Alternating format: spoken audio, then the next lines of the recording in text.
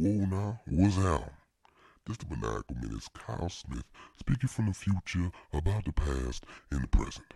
Um, Basically everybody's got their own little origin story, and this is mine. Listen up and enjoy these words. You can follow me at maniacalmenace.com, Maniacal Menace on Instagram. That's MANIACALMENACE.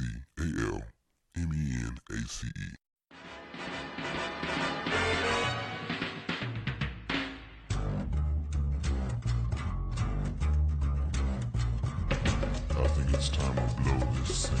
Get everybody in the stuff together. Okay, 3, 2, 1, let's jam.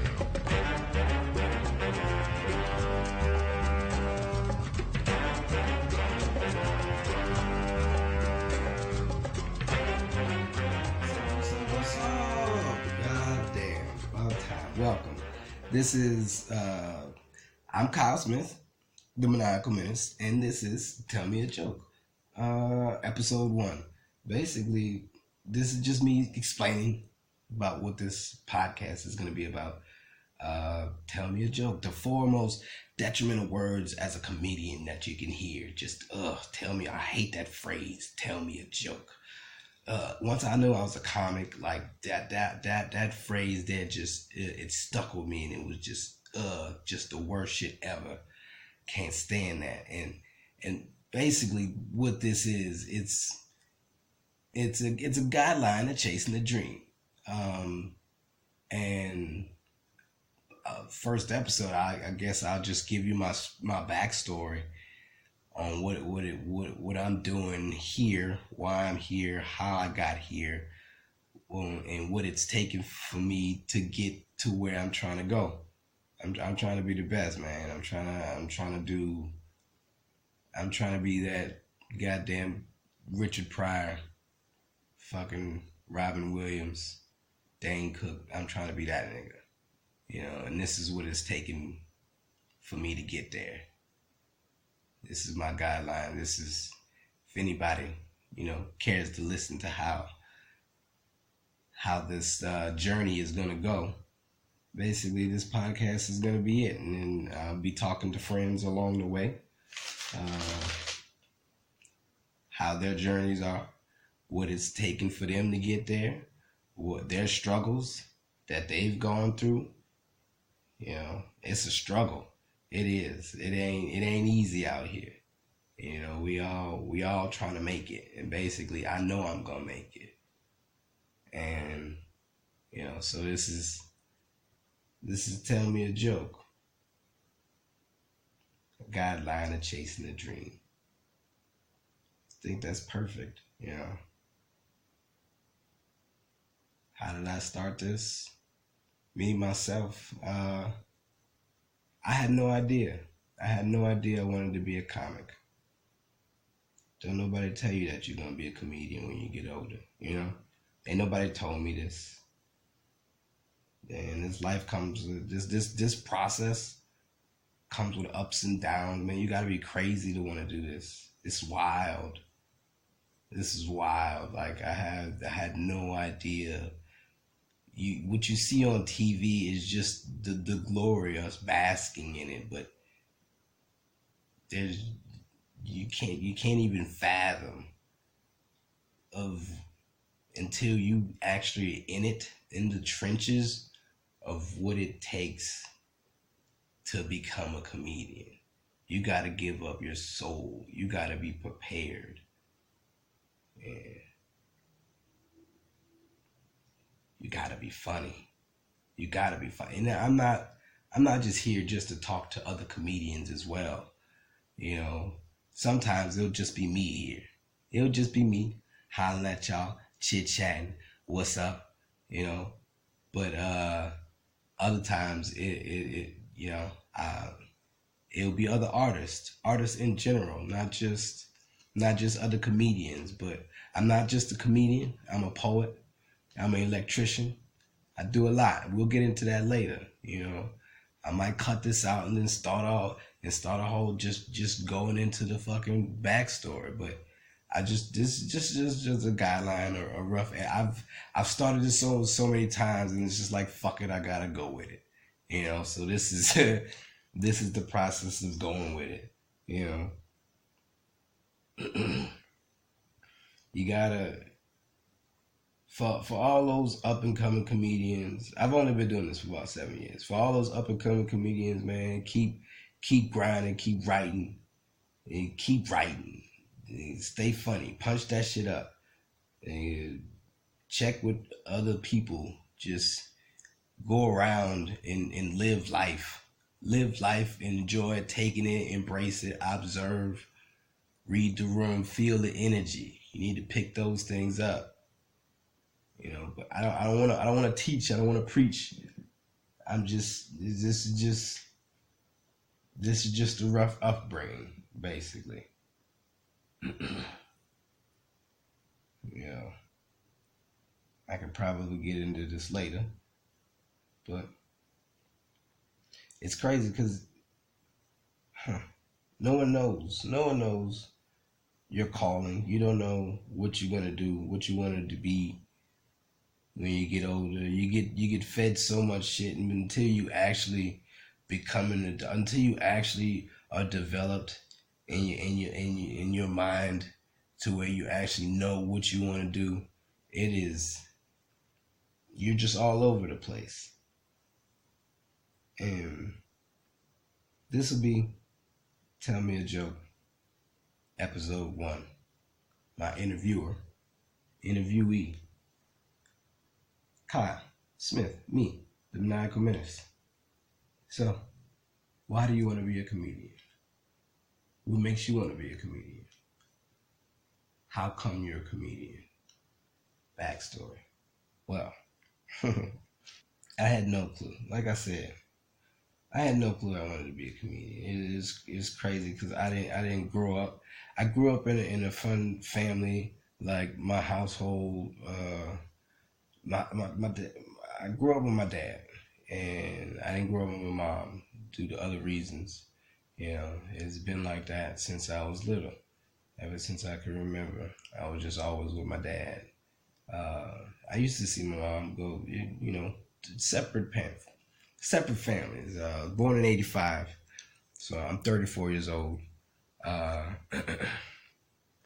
been doing comedy for about 7, 8 years, but I'm also a poet, so I also have another lane. I don't just do comedy and I don't just do poetry. I kind of mash both of them together and do this thing I call comedy poetry. And not too many people are doing that now. And so it's created another pathway that I can kind of step in by myself and shine. So I think I got something here. But back to it. I had no idea. I honestly just thought I was a terrible child back then.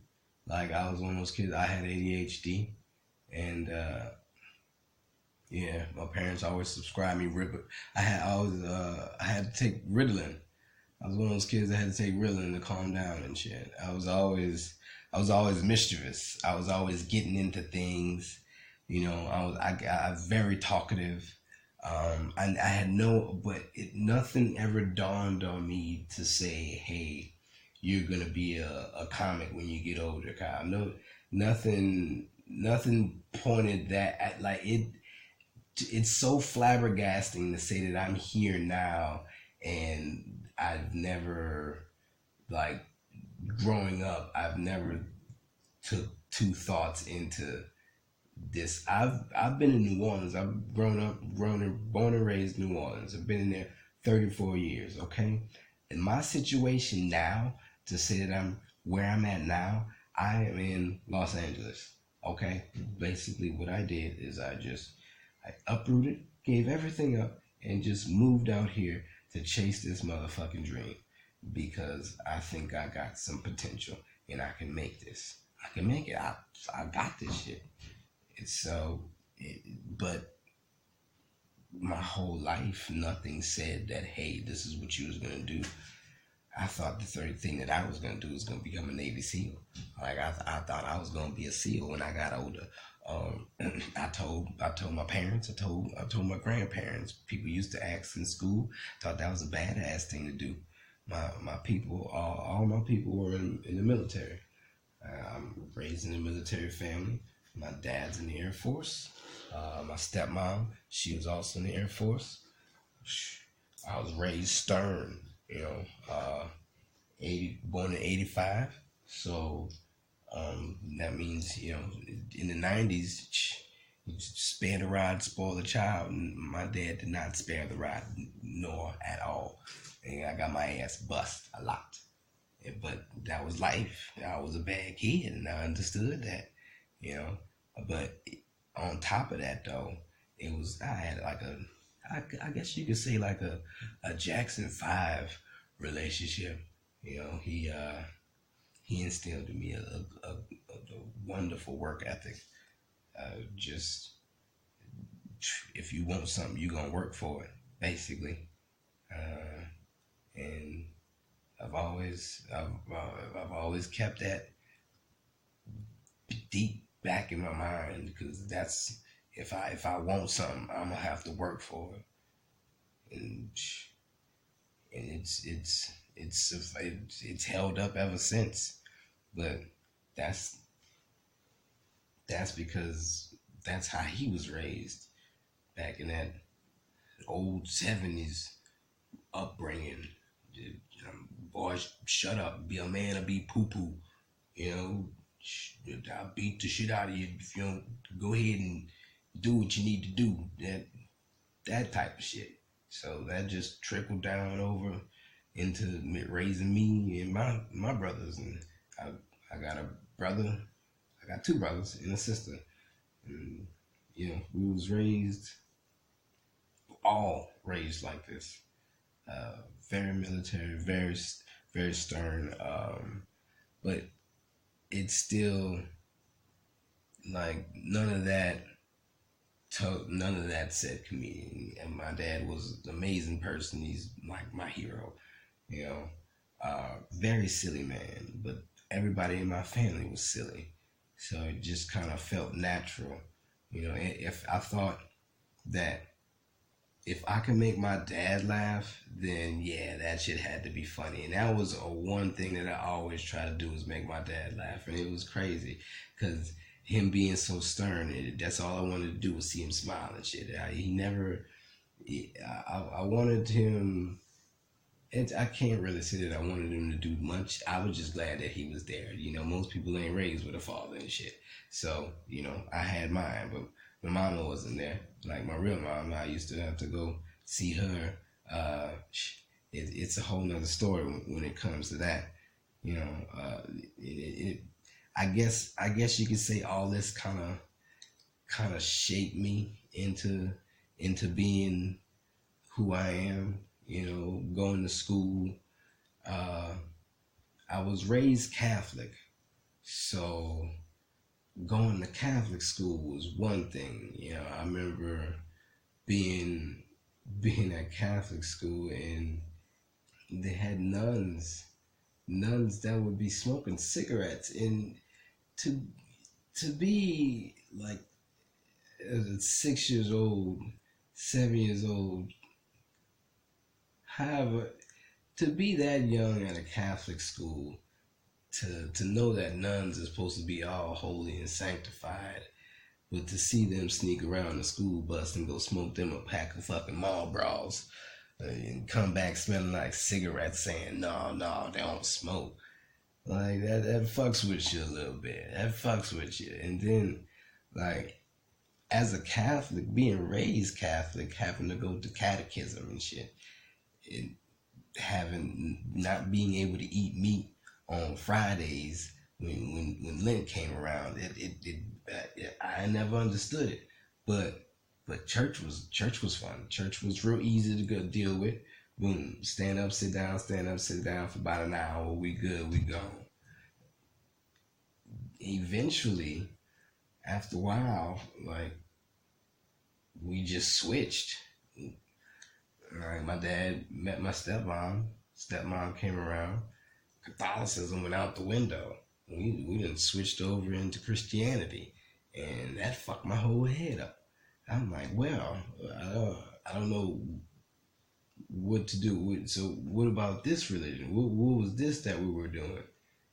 And it's very confusing because now we're doing this and we can do these things now. Oh, I like this religion a little bit better because I can eat meat on Fridays and all that other shit was some bullshit, I guess. But now I gotta be at church for 3 hours. I don't get the sacrifices that we're making for this Lord that we're not really sure who's there. But that's neither here nor there. I'm just saying the switch from Catholicism to Christian, Presbyterian, non-denomination, it made me think. As a young age, now being older now, I can think about, yeah, it fucked me up, and I kind of like it. I like that it did. I like that I got to see that, but still, never dawned on me like, hey, these would be things that you would probably be talking about on stage or on a podcast or something like that. Nah, that never hit me like that, and it's my life was wild. I had ADHD. That's what I was told. I had ADHD. The psychiatrist that I had to go to a psychiatrist when I was young, because my parents, they were like, well, what the fuck's wrong with him? Why you don't want to keep still? We didn't understand. It was like he won't shut the fuck up. He won't keep still. He won't calm down.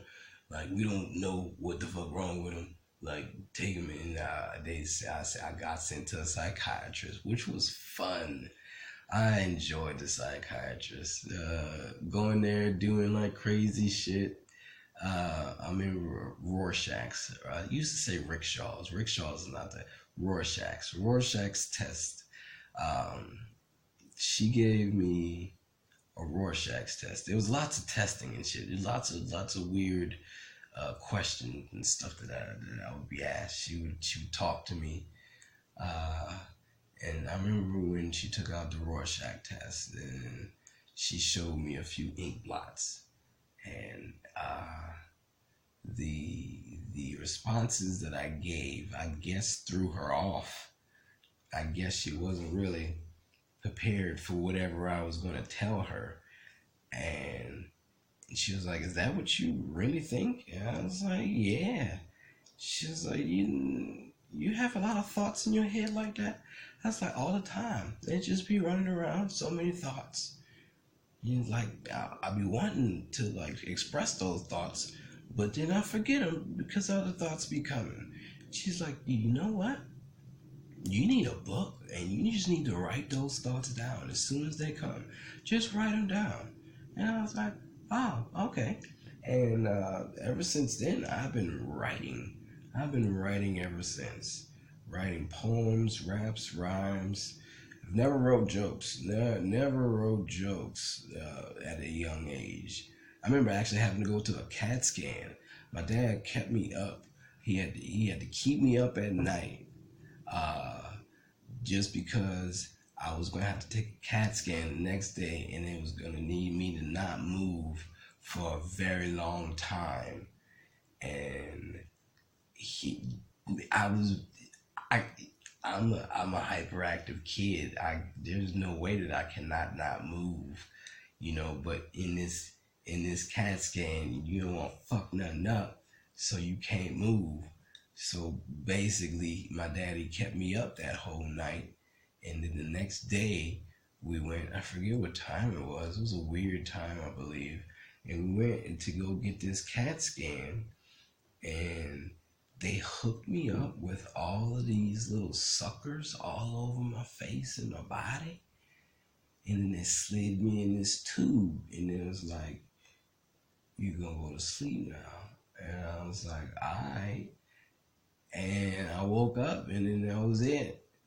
And I'm not really sure what happened from then on, but I was prescribed Ritalin. Yeah. Ritalin was nice. Ritalin was nice. It heightened my imagination. I was very imaginative as a kid. Like I would draw. It runs in my family. My dad draws, so I would draw. I would draw a lot, and I would always be writing because the psychiatrist told me to write. She did, and that's what she did, and I did, and I wrote a lot. I used to I used to in high school. I guess no, actually, I remember my first rhyme that I wrote when I was little. I guess I was like 6. I wrote it, and I remember I rapped it to my brother and my mama in Tennessee in a hot tub bathtub inside the apartment or whatever the fuck we were in. Like, and it goes, "My name is Kyle C. That's Kyle, and I be coming from the free throw line, and I be funking on them instead of dunking on them, coming around off that ground. I be gliding like I be flying like Drexler, gliding through the air, some shit like that, man." But see, and I was like fucking 8 or 9 whenever I wrote that, and I was very proud of myself. I was like, "Holy shit!" And I memorized it, and I rapped it to my mom and them. And I was like, "Hi," but it still, none of that plays a part until like it just sticks with you, and that was one of the things that stuck with me, and taking Ritalin it made me focus. It made me focus, but on the come down, I wanted to murder somebody.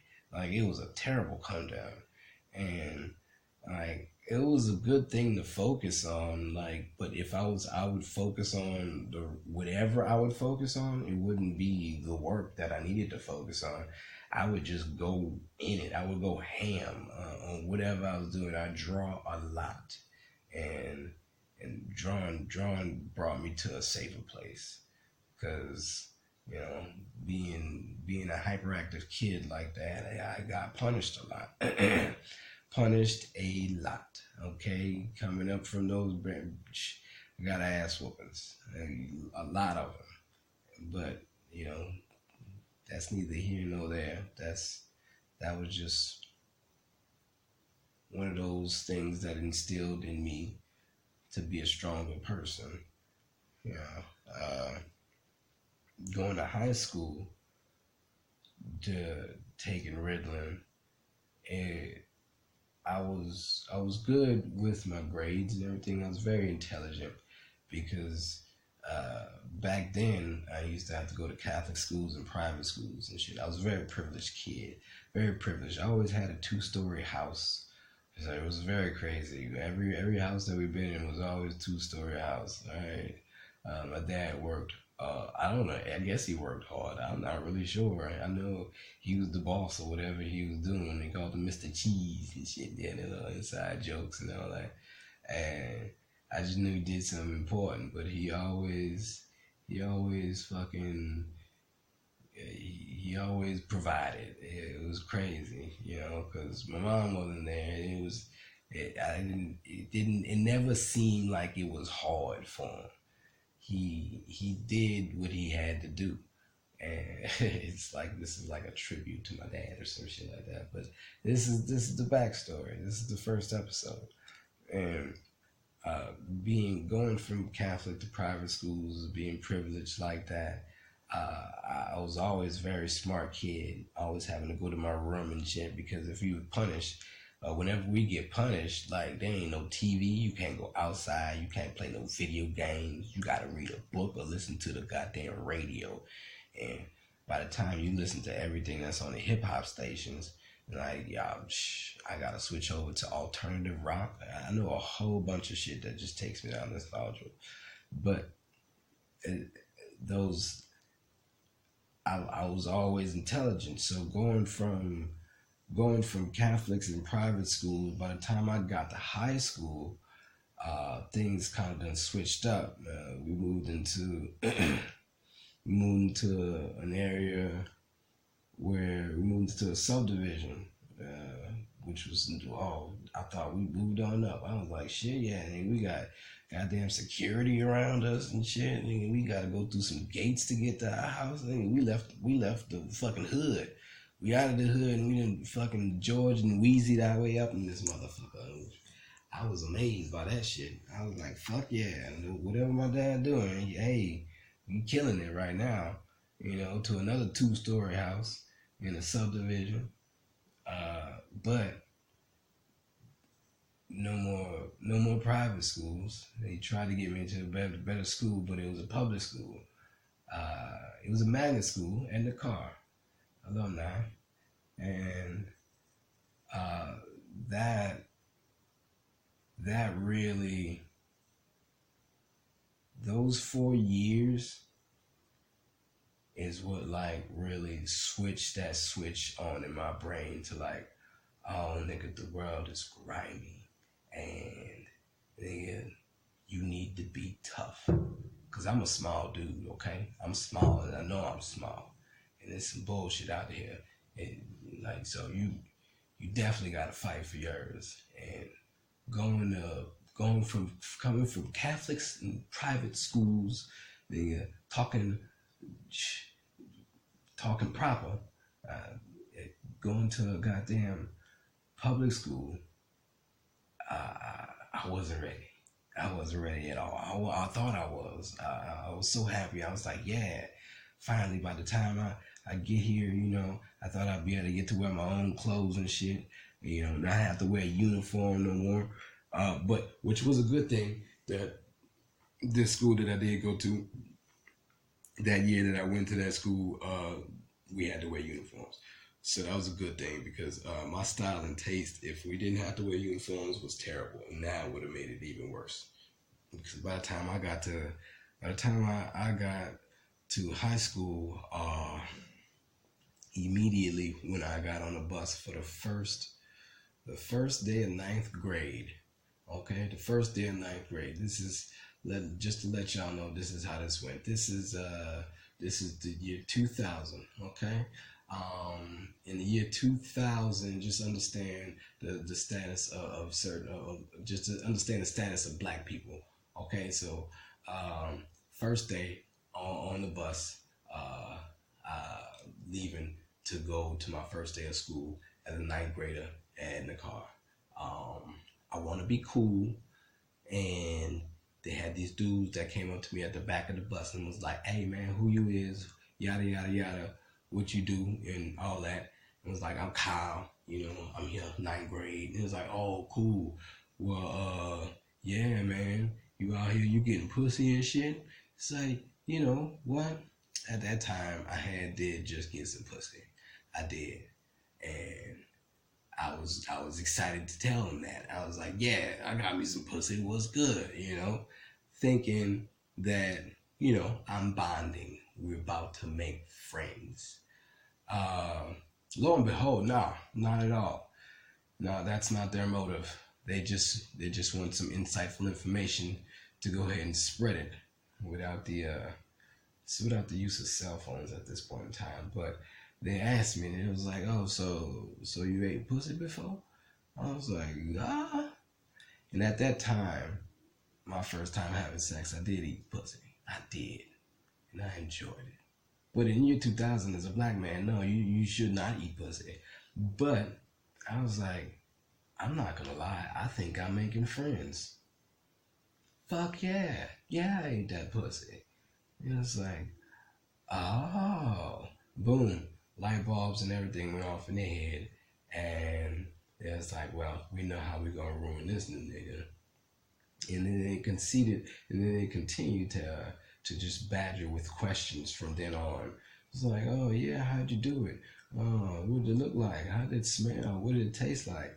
And my honest ass, because, you know, coming from the upbringing that I've came from the schools that I've came from, why not tell them exactly what I thought it might have tasted like? I thought it tasted like sour milk the first time I tasted it. Yeah. Now to this day, that probably had a little taintedness to it, but who gives a fuck? Alright. Sour milk is what I told him. And sour milk was the wrong answer to tell these two niggas at first day, ninth grade, at this new public school that I ain't never been to before. Yeah, that shit spreads like goddamn fucking rosy posy ass rashes. Ring around the rosy, the outbreak. Anyway, polio, the plague, nigga, that shit spread. Wasn't ready. Got to school, I was a nigga that ate pussy. From ninth to like maybe end of 10th grade year, I was that nigga that ate pussy, and I had to defend myself from that. I had to get my chops up. And being small as that nigga that ate pussy, that don't normally eat pussy, you're gonna get pretty close to fighting a lot of motherfuckers. And yeah, I did. I got pretty close. But having an older brother, which was very helpful. My older brother was always there, and he's an awesome dude too, because he made me tough. Like, my dad got the work ethic in me, but my brother, that nigga made me tough. Like, ever since I was little, I always just I looked up to that motherfucker. And, you know, always strong, he used to watch a lot of Bruce Lee and shit. So, shit, if I just imitate this nigga, I'm pretty sure I can fight just like this motherfucker. And I remember being little, I used to always pick up on rocks and shit just to show him how strong I was. Like, pick up on stones. And, like, I just kept doing it. And I got really, really strong. So, you know, growing up under him, like, being an older brother in the 90s, you get beat up on a lot. You get beat up on, you get tough though. You learn how to talk back. You learn how to punch. You learn how to hit. You learn how to take a punch. You know, you learn how to not take shit. And being able to not take shit feels good. Yeah, being able to blow up on somebody knowing that, oh, I can defeat you if I need to. And then having the intellect to being like, I can outsmart you and make you feel dumb as shit, and then put these hands on you after that, and then make you feel real belittled because another little nigga done smashed you down after he told you some intellectual shit. Yeah, that's an arsenal for your ass. That's an arsenal for a bully.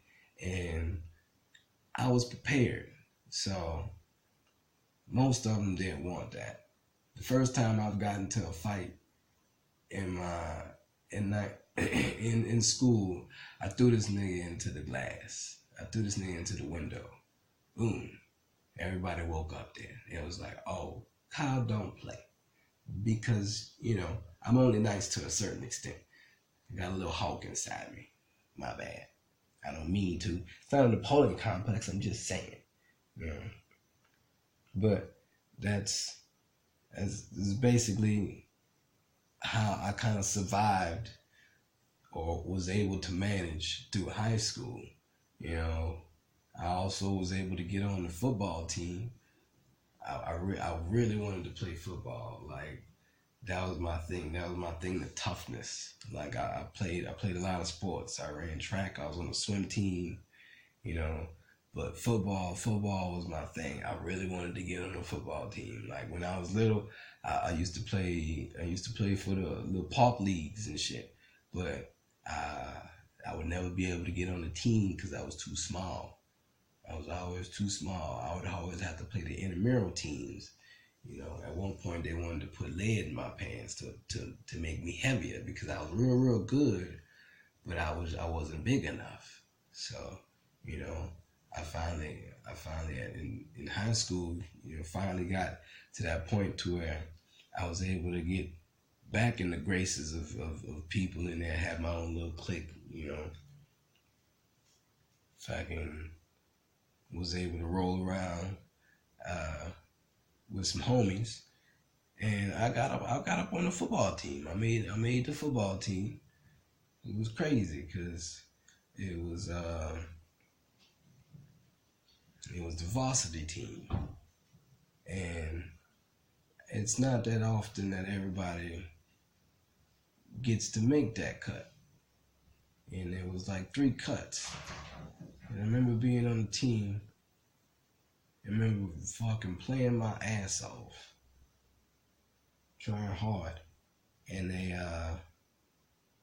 I made the cut. I made the cut on the football team. I was excited about that. Then I went home, told my daddy, it's like, Dad, I made the football team. It's like, it's very hard to make the team. Not everybody make the team. Me being my size, I made the team, Daddy. And my dad told me, when he asked me, he was like, well, what your grades look like? And now, I was always a smart kid, you know. My grades was always pretty good, but my dad was always academics first, then sports and games second. He would allow me to play sports as long as my grades was doing well. Now, I've already had a stint in middle school where I was going to Believers Life Christian Academy. Believers Life Christian Academy is a private school on the West Bank of New Orleans, Louisiana. And there is where I failed. I failed 7th grade. I got held back. Now, all right, I can't say that I failed, but I got held back in 7th grade because the teacher, I did okay. I just passed barely. But the principal, my parents came and talked to the principal. The principal was like, well, he could get past to the next grade, but he probably wouldn't do so well. He'd be falling behind. He might fail anyway. Or we can just hold him back. He can repeat the grade, and then he will be able to catch up. And they gave me the option. Now, understand this. This school, this private school, now, fuck that doesn't even matter. They gave me the option. And it was like, hey, either you can go ahead and struggle in this next grade, but go to this next grade, the 8th grade, and struggle through it, or you can repeat the 7th grade and make it a little bit easier. And I was like, no, I don't want to repeat the 7th grade. All my friends are going to the 8th grade. I would prefer to be going to the 8th grade. And I thought, since it was giving me the decision, that they were going to honor my decision. Apparently not. No, they were like, nah, we gonna hold you back. And they kept me back in 7th grade. Mentally, you know what that does to a child or a 7th grader? Knowing that, oh, I had the chance to go forward, I want to go forward, please don't hold me back, and still being held back, it fucked me up. Because on top of that, the next year, going to that same school, repeating that same grade, seeing my friends in the line for the 8th grade, and I have to come to line up for the line for the 7th graders, having to tell my friends that see me, hey, quit playing, Kyle, what you doing over there? Like, yeah, nothing. I'm in 7th grade again, yo. They like, nah, man, I don't believe you. Yep, I'm not playing. And having to remake friends over in the 7th grade. Because your other friends in the 8th grade, and they're going to be gone pretty soon. Because they're going to graduate before you. They don't play. Parents don't play when it comes to grades. Parents don't play when it comes to academics. You know? So, when it came to, hey, oh, Dad, I made the football team. Let me see your grades. Showed them the grades. It weren't that good. Dad was like, get the fuck off that team. He didn't say fuck. He don't ever curse like that. I don't think he ever cursed me ever. Very stern, man. He was like, get off that team. I was like, get off the team. But I can pick this up. Like, I just made the team. Like, people my size don't make the team, Daddy. Like, I made the varsity team. I can actually probably play in the game. And he's like, I don't care. What did I tell you? Why is you still talking to me about this? And so I had to go to the coach and quit the team the next day. This sounds pretty fucked up. But yeah, I had to go to the coach and quit the team the next day. And I haven't cared for football ever since. I'm pretty sure I would have been a Rudy story if I'd have played football. If I'd have played football, I honestly, like when I was little, I wanted to be the star running back for the Dallas Cowboys. I have a picture of it, a little caricature picture. My teeth all crooked and shit, big face, star of the Dallas Cowboys, running back, boom, Heisman, hiking over these niggas. Nigga, you can't catch me, so I'm too fast. I was too fast, I was too quick. Yeah, that's what I wanted to do. Then he's like, nah, get off that team. And yeah, so nah, I don't give a shit for football. Still had no idea I wanted to be a comic though. Yeah, but I needed to do something. I can't believe like I got kicked off the team. So I was like, well, fuck. All right, I could work hard enough, pick up them grades, but I need to do something. You know, fucking, it's too late for football now. And I could tumble because my brother used to teach me how to flip and shit. And, you know, wanting to be like my brother, like the awesome fucking martial artist he was, you know, being in Taekwondo and all that, I gotta know how to flip if I want to be a Ninja Turtle, right? And what better way to be a Ninja Turtle than, you know, doing gymnastics in school? But my school didn't have gymnastics. I wish it did. It'd have been nice if they would have had gymnastics. They didn't. Closest thing they had was cheerleading. And I was like, well, fuck. I wanna be able to tumble because these niggas can't tumble. I saw them flipping outside in the backyard. I was like, these niggas can't tumble. I can tumble. Like, let me show these niggas up. And it was like, hey, how about you come join the team? And I was like, hey, that look gay. And he was like, man, it ain't gay, man. It's just, you know, that's what you gotta do.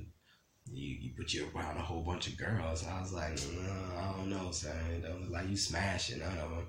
He was like, man, just, you know, come on, try out. And if you don't like it, you ain't got to do it. Just, you know, come flip for us. And I was like, all right. So, you know, blase, boom. I'm a cheerleader. I was a cheerleader for about 8 years. It's crazy how the world works. I was a really good cheerleader. Whenever I do something, I get really good at it. Like I got a unicycle and I learned how to ride it in 2 days. It's because I slept on it the first night. I didn't sleep on it, but like I went to sleep and woke up and the next day, boom, I was able to ride it. So, yeah, and yeah, 8 years. Damn good cheerleader, man. That was my thing.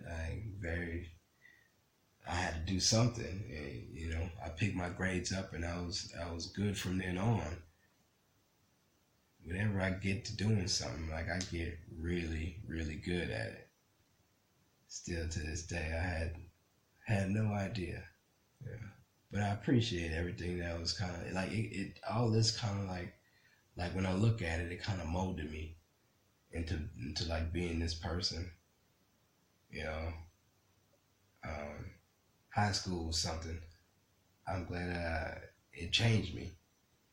I'm glad that it did because it made me be able to sit back and observe a lot. I dealt with a lot. You deal with a lot in high school, and that prepares you. That prepares you for the world. Being a cheerleader wasn't easy. Ain't nothing in my life been easy. For 2 years at that school, I was the only male cheerleader there, and that made things difficult, even more difficult on top of just the normal bullying. So you you think you got it easy, and then being small on top of that, nah, no, yeah, man. You think you got it. I mean, sure, this social shit will probably fucking ruin a kid's life nowadays, but nigga, what? You wanna kill yourself over some dumb shit? Nigga, walk a mile in my shoes back in the 90s.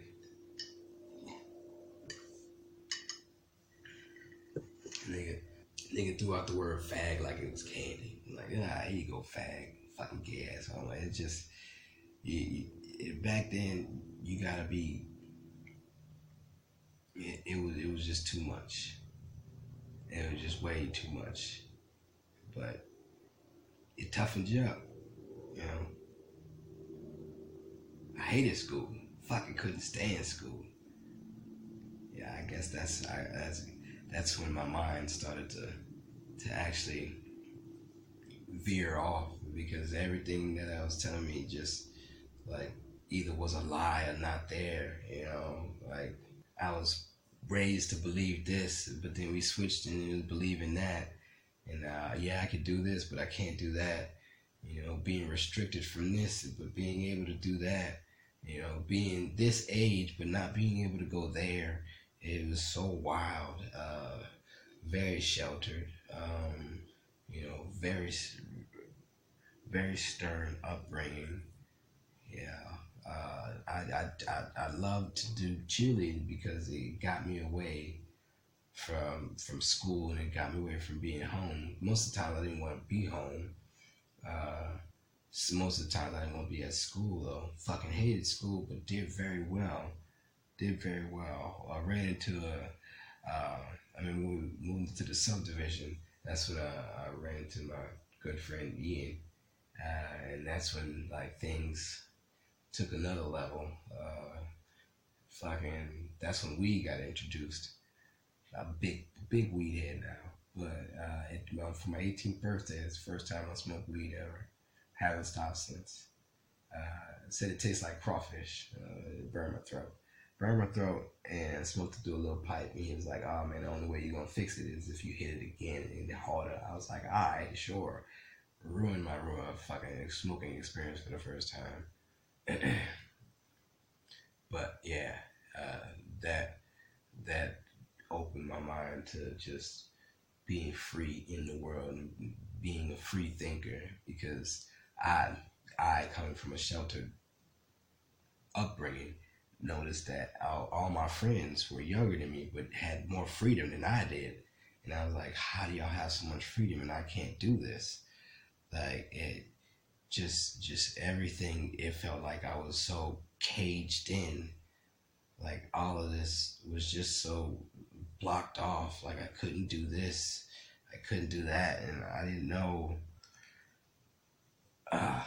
how to release. So, being the fucking ADHD kid I am, I used to sneak out and shit, go smoke, go fucking hang out, go fucking be a free person, and then come back home and I used to go vandalize things, just have a fun fucking time, but then coming back in and having to deal with just the reality of being on lock and key. Yeah. Which made my imagination of my home as like an Alcatraz. Always finding different ways to escape.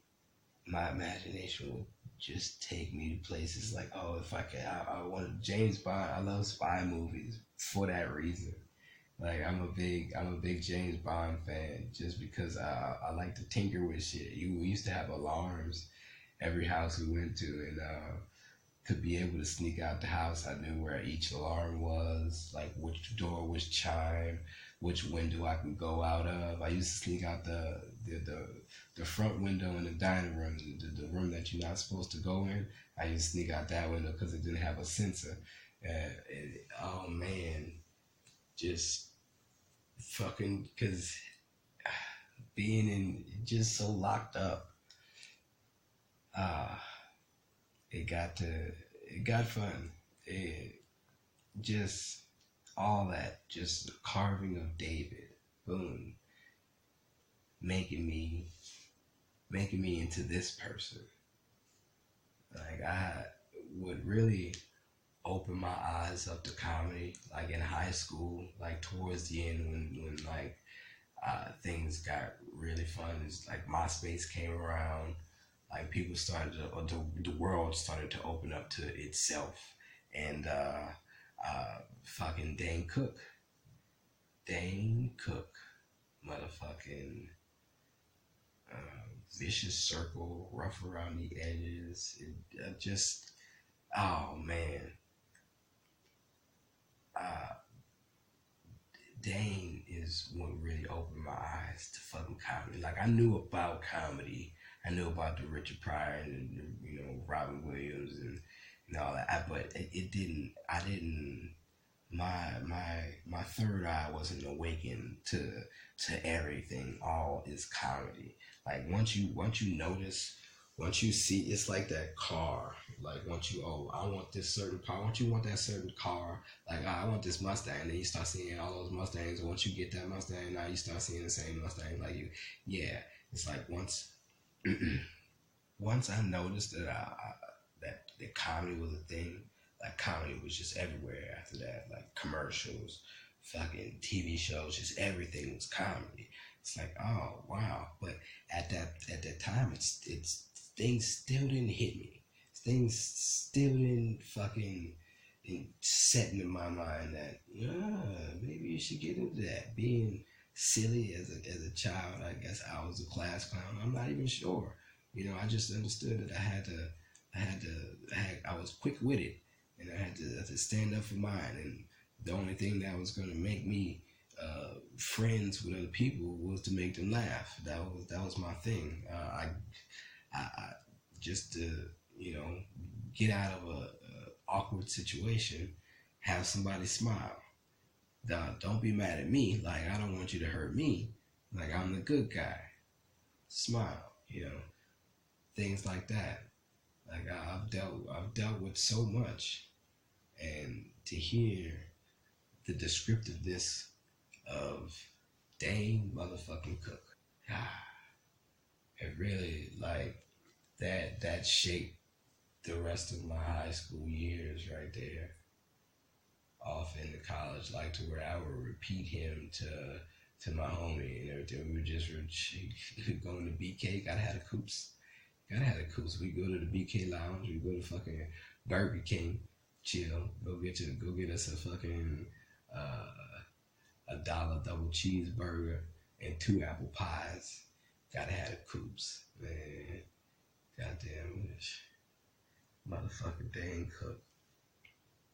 And things still never dawned on me that maybe I should look into comedy. Like I fucking, like once I got out of high school, I didn't know what I was gonna do with my life. Like I had no idea. It got to the point to where I wanted to join the military, and my people, everybody in my family is in the military, so I was just like, fuck it, like that's what I'm gonna do, because I don't know what I want to do. My grades was good enough to get into college, but I don't know what college I wanted to go to. It was just a whole bunch of decisions. I was like, man, fuck this. I don't like school. I don't want to do school anymore. Why do I have to continue doing school? you know what? Fuck that. Let's go to the military. Fucking was gonna go to the military. That's around that time when Bush was just fucking up, going to war with a whole bunch of niggas. And it would have been a bad time for me to go to the military. You know, my grandma was like, nah, you don't need to do that. And I was like, okay, grandma. I've done many things because of just those few words from my grandmother. Very wise words, very, very much so. Like, cause that would have been another one that would have just altered this whole little reality that I'm living right now. That butterfly effect. So I didn't. I decided to go to college. And the college that I decided to choose was the college that I went to, the college that I visited for a cheer camp. And that was Southeastern Louisiana. That was the first college I've been to, and I was like, well, I've dealt with this before. This is a comfortable place. Might as well just go back there. Went to college to be a marine biologist because I wanted to do that Free Willy shit.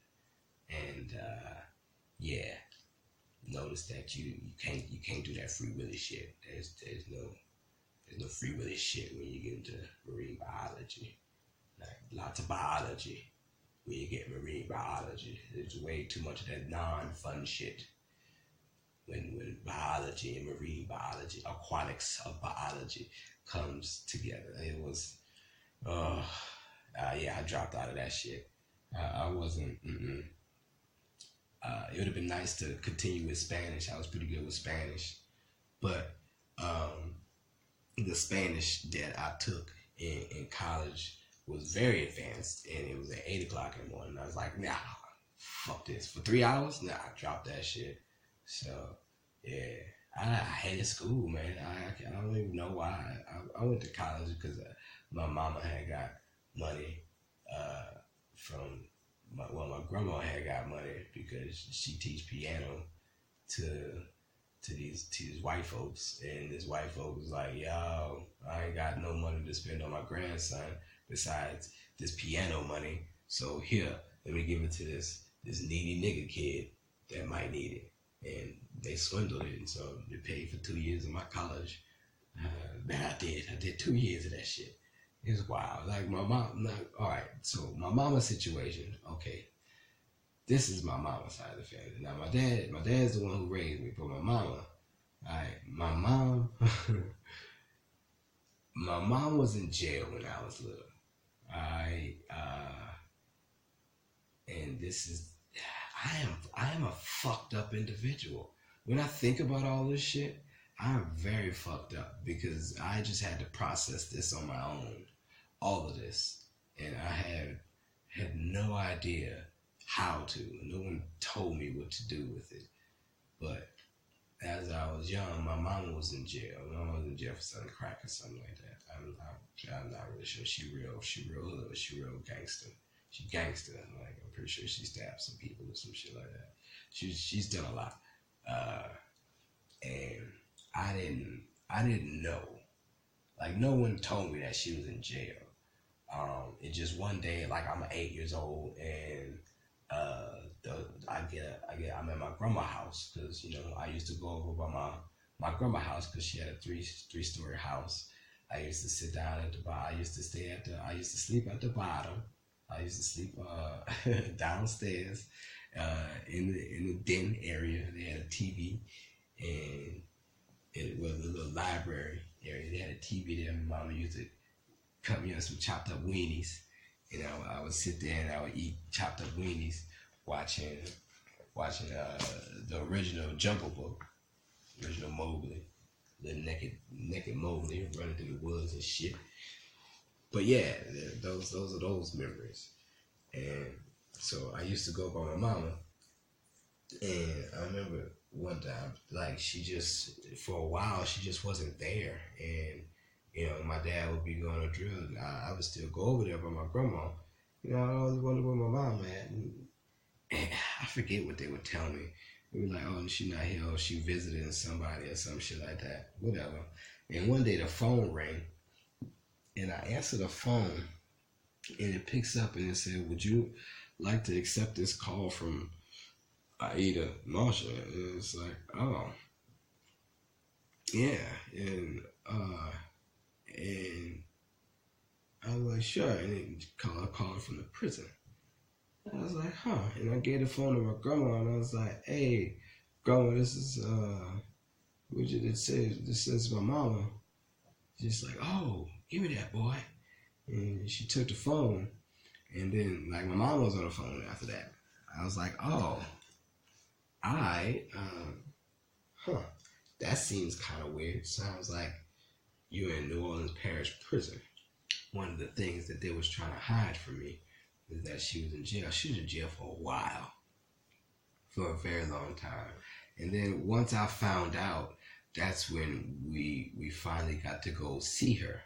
We finally got to go to the jail and actually visit my mama through the glass. Oh man, I don't remember how long I was doing that for, but that was wild to see. I remember my mom was making, I think she was making license plates or some shit like that.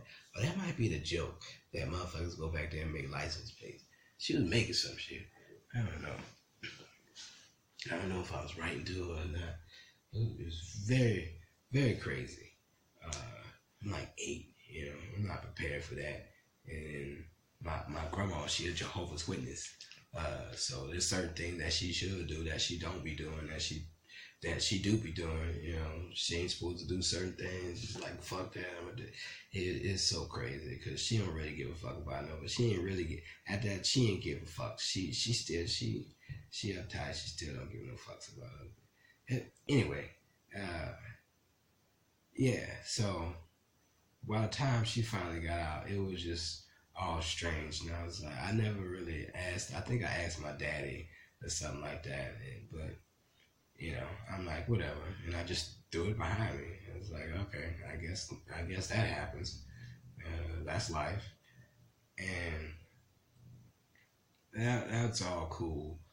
I still stay with my dad, and I would go visit my mama every now and then. I remember at one point, my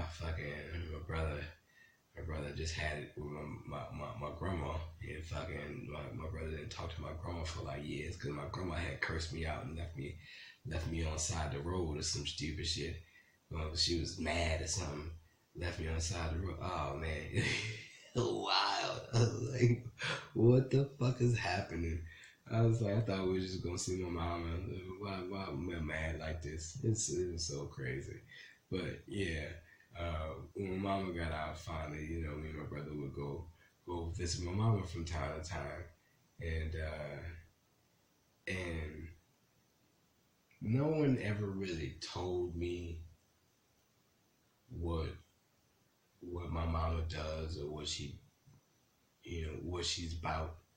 I just never asked. I always saw, my mama as this gangster motherfucker, fucking strong, cool. Mama cool as shit, man. She cool as shit, to be like, that's a cool motherfucker. Like, I love my mama. Yeah, she struggles. She go through a struggle, but man, bad ass like a motherfucker. Like, she about her baby. She love her baby. I'm her baby. She love her baby. And so I just never asked. I just was always happy to see my mama because I didn't get to see her as often. I was more like an auntie's baby. My auntie raised me a lot most of the time. I was by my auntie a lot more. But that's a whole nother story. I will get into stories like these from time to time. I got them all jotted down and shit. But yeah, being raised, going to see my mama, every time I would see her, she would always have this friend that would always give me toys. Any of her friends would always give me toys. And I remember I liked one of the best because she gave me the best toys. Every time I would go see her, she would give me toys.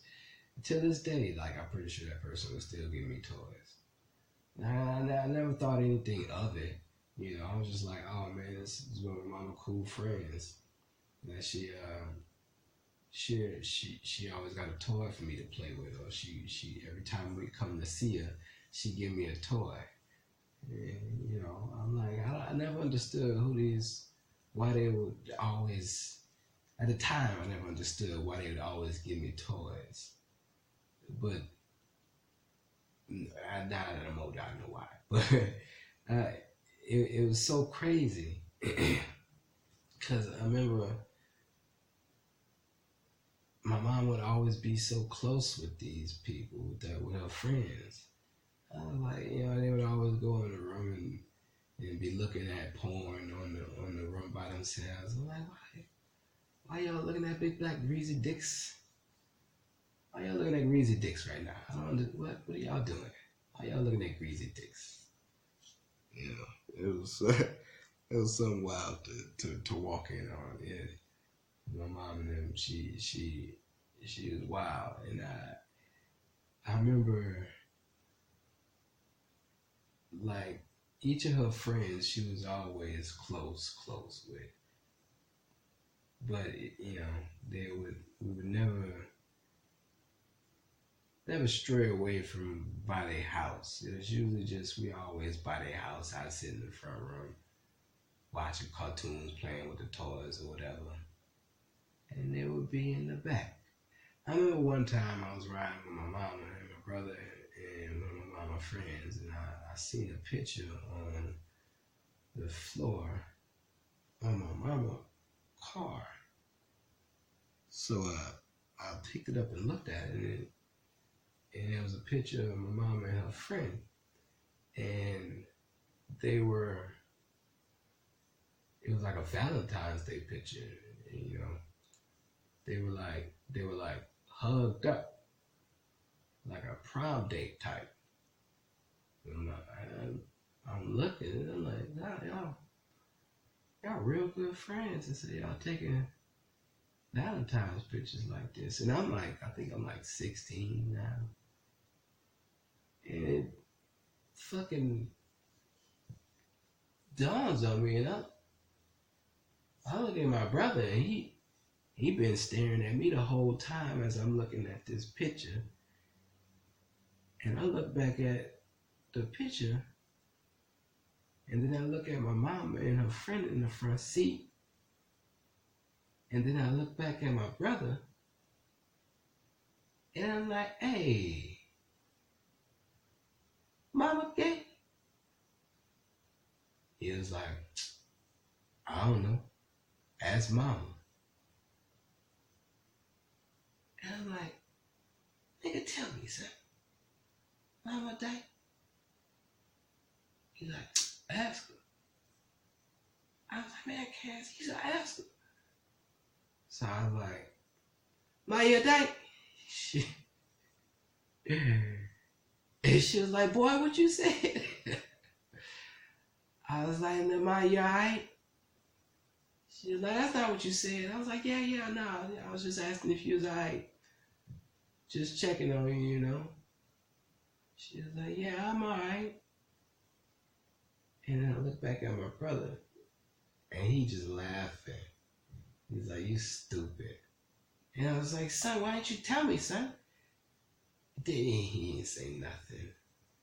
I just kind of put two and two together from then on. And, yeah, at the age of 16, I found out that my mom was gay. That was wild. It was just something I had to deal with because I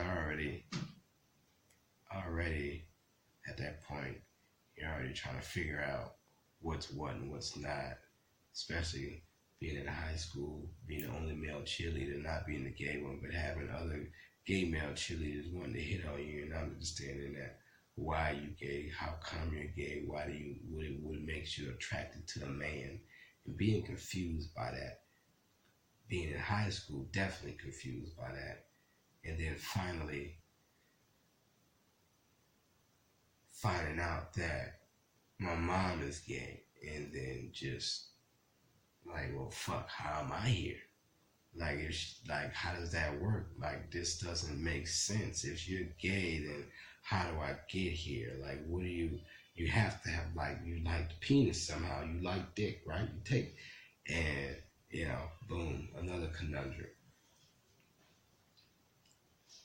I'm not really sure how to react or how to go about that in life. I just throw it to the back, like, well, I guess this is what this is like. I asked my mom about how did you know you were gay? Were you born gay, or did you turn this way because you played with trucks when you was littler? She's like, no. Pretty sure as soon as I came out the womb, I was born this way. She's like, she don't know what it is, just a feeling. And I was like, what? Basically, she's bi, but she wear them pants in the family. She do. She wear the pants in the relationship. I say, I learned to eat pussy from my daddy, and I get my dick from my mama. So,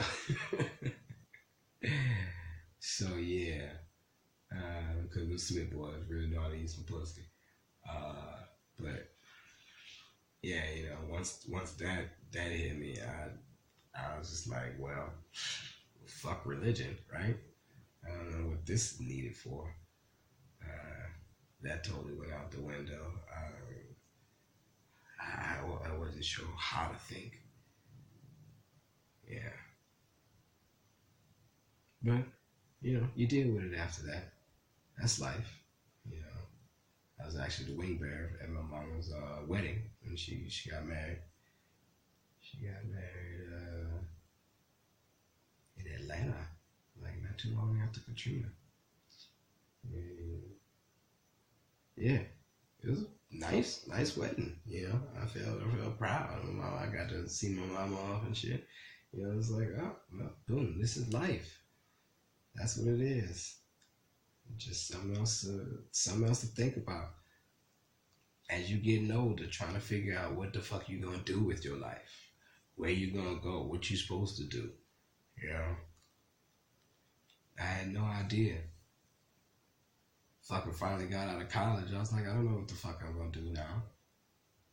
Like, I appreciate this man for giving my mama all this money. My dad make too much money, so I had to file FAFSA through my mama, and that's it. Grants, Pell loans, money from this nigga. 2 years wasted, cause that's what I'm supposed to do. It'd been nice if I'd have had a guideline. It'd been nice if somebody would have told me, hey, no, be creative, keep creating, don't stop. My dad's an amazing artist. My mom plays the bass, and she plays the piano. She plays all types of music, writes. I'm supposed to be an entertainer, but nothing tells you that. Nothing gives you that path. Just shit happens in life. 2 years of college. 2 years. Finally got out. Didn't know what the fuck to do. Well, actually, that's how college kind of ended. Katrina happened. 2005. August. Katrina hits. I was a Southeastern. Most people went to the Dome at Southeastern. I went to Texas. 15 hours. Fucking 15 hours would have normally took 8 hours. Riding there with my auntie and my mom and my brother and all them. That's when I found out my mom smoked for the first time. Boom. Like I said, cool ass mom, man. And yeah, all the way on to Texas. Everybody stressing. Me, my brother, and my mom, we blowing. Shh, can't deal with it. Gotta go. Moved all the way to Texas. Was wondering what the fuck. what the fuck the niggas gonna do. Yeah, we had no idea. So after Katrina happened, we came back, and me and my brother, we started working with my uncle. They started working with my uncle doing construction. You know, we had a few carpenter skills. I'm good with my hands. We good at anything, you know. Real good with our hands. We like to fix shit. I've always liked to fix shit. I like erector sets and shit. I like chemistry sets and all that. I like to build things when I was younger. You know, Daddy always still a work ethic in me. Yeah, I need a new pair of socks, Daddy. You go buy you a pair of socks. Stop walking around barefooted. Put some shoes on your feet. You won't get holes in your socks. You got holes in your socks. I ain't buying you no new pair of socks. Better buy your own damn socks. So, I got me a job. Yeah. And doing construction soon with my uncle. We rebuilt houses after Katrina. And it paid well. It paid pretty good. It paid enough for us to, me and my brother, to go move out to Atlanta, to Georgia for like 6 months. And to keep coming back and forth every weekend to work just to pay bills and shit. And, you know, that was a nice life. Not having to actually, you know, only working 2 days, being able to pay bills, and the rest of the week you just, well, Superman himself, my brother, was paying most of the bills. I don't know how he was fucking doing that. You know, I helped with some of the bills, but, you know, I wasn't really paying as much as he was paying. Nah, man, he was getting it in. Shit, that's how it was instilled. That's what made us us. You know, me being able to work with my brother like that, able to come together and see, oh, it works for him. I know it could work for me. You know, so we just worked hard, man. We would build buku houses, like at least 3, 4 to completion. You know, back up and running. The house that my grandma's staying now, we rebuilt that motherfucker.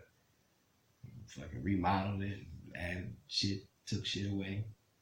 Like, it felt good. But once that money started to run out, my uncle was like, man, I ain't got nothing for y'all to do. So look, that's what I'm gonna do. Look, these people, yeah, because my uncle a lawyer.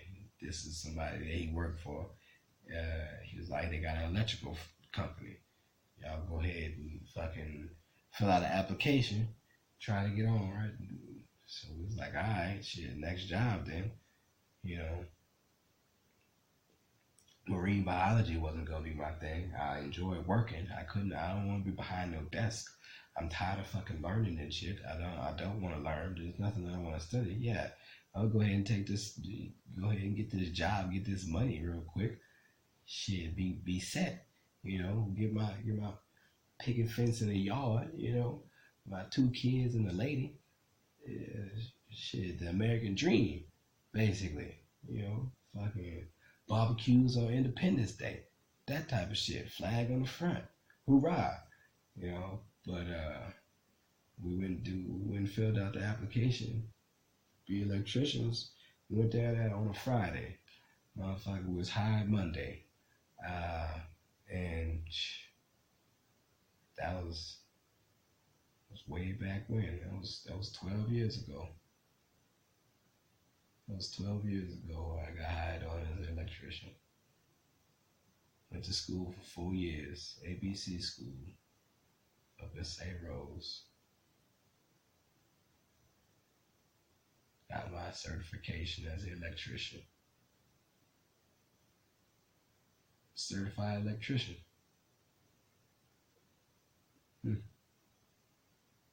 Get up every day, 7 in the morning, work till 3. 7 in the morning, work till 3. Off on weekends. Every day.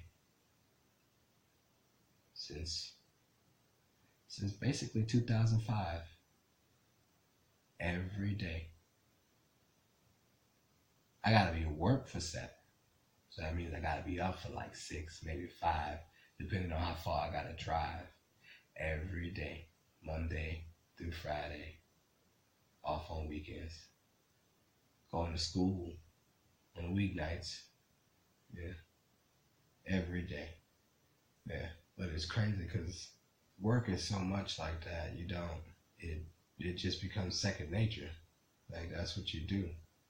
Like that's how my daddy was raised. That's what he did. That's what That's what's got us here. That's what got us to the ball game. Yeah, I was such a bad kid. I was kicked out at the age of 18. And I had to go steal my 18.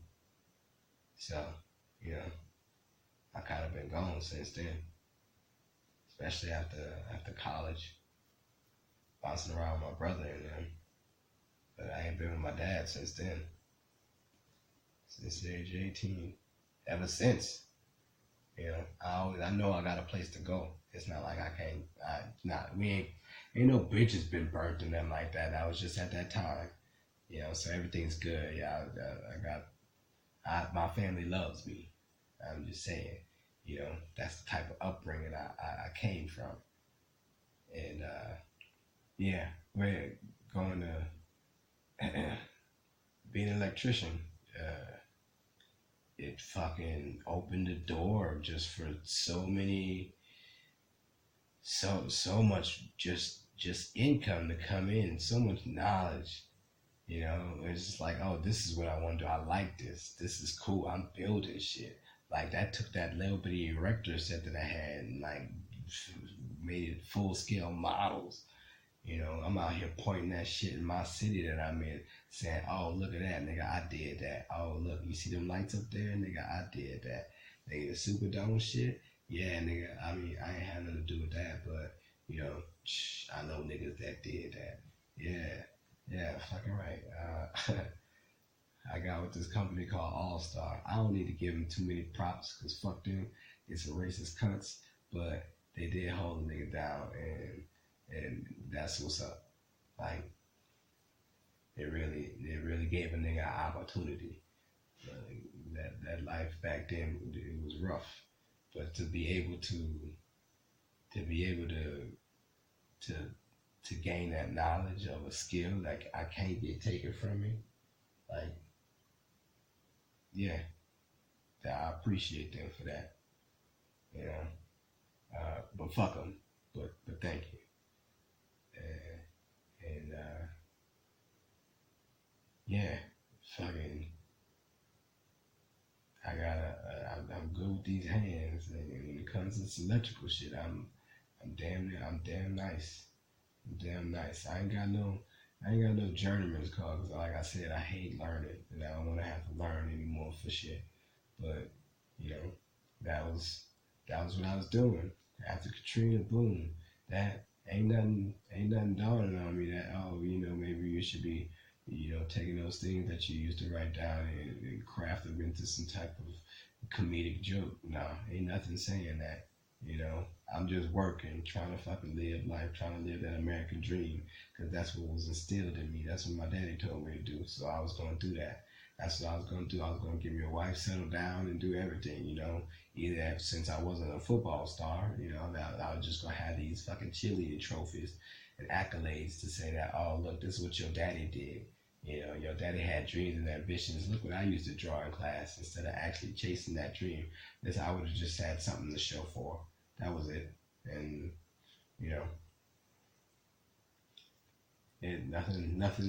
nothing tells you that, like, my dad draws amazing. My dad draws amazing. But he had to provide for his kids, so he had to put that fucking utensil, he had to put them easels up. He had to put them pens and the paintbrushes up. He had to provide for his kids. I ain't got no kids because I pull out on time. I get the fuck out of there, man. So, to say that I ain't got no kids, 34 years old and where I'm at now, it would have been nice if somebody would have gave me a guideline to chase a dream.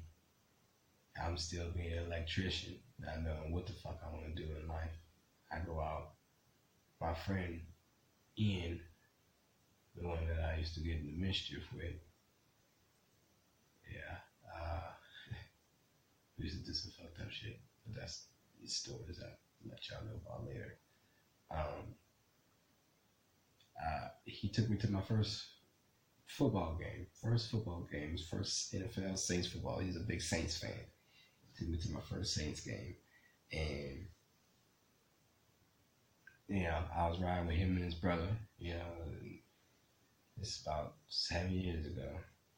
Riding with him and his brother, and we was having a good time, just shooting the shit, talking, and I'm just pointing out the obvious, being myself, being my little bubbly self, and just everybody's just dying, laughing, cracking up, having a good time, and I'm just being me, being honest, but just in my honest way, how I normally am.